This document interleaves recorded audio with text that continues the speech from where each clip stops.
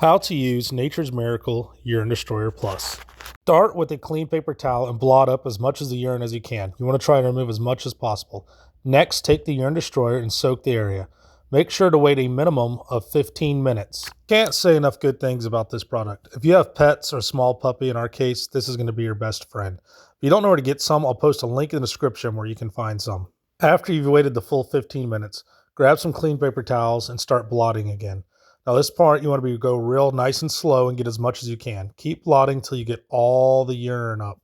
You'll know your paper towels get cleaner and drier with every pass. Just keep blotting and keep going. One of the nice things about this product is it's safe for other pets and animals, and it's made with essential oils. That's why my wife bought it. It doesn't leave a residue, and it's safe for carpets.